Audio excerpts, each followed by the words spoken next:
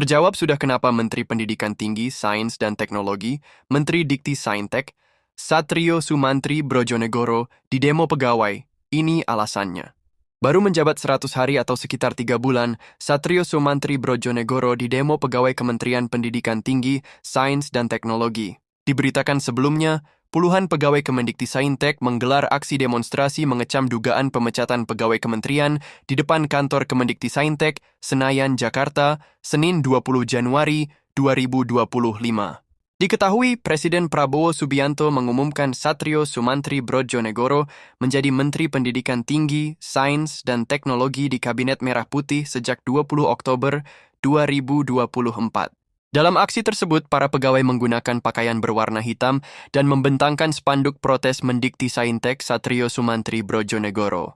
Institusi negara bukan perusahaan pribadi Satrio dan istri, tulis spanduk aksi tersebut.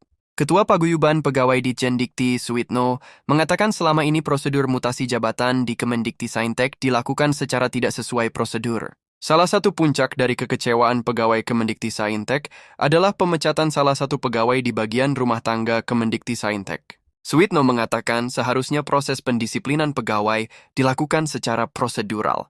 Kalau pegawai melakukan kesalahan itu kan bisa ditindaklanjuti dengan penjatuhan hukuman disiplin. Tapi harus jelas prosedurnya, ini tidak dilakukan sama sekali, kata Suwitno.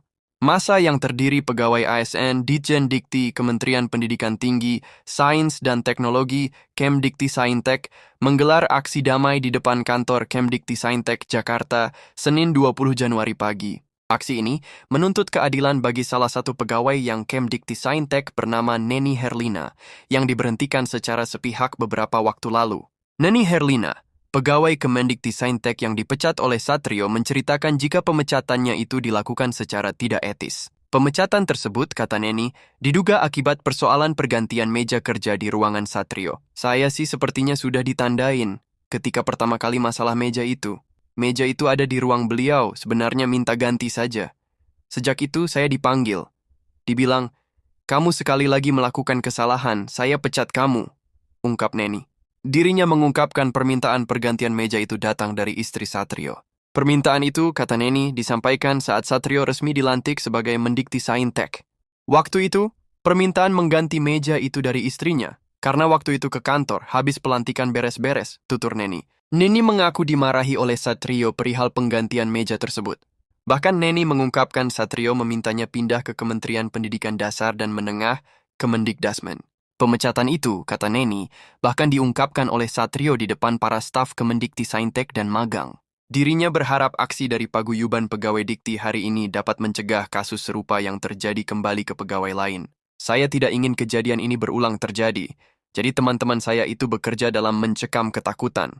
Jadi tidak ingin ada neni-neni yang lain yang semena-mena disuruh pergi begitu saja, pungkasnya. Ya, saya pecat kamu kayak gitu. Sebenarnya cuman jadi gini, itu ketika saya menjalankan tugas tapi ya perlakuannya sudah begitu. Ini kesalahan pertama ya, itu ya waktu pertama kali.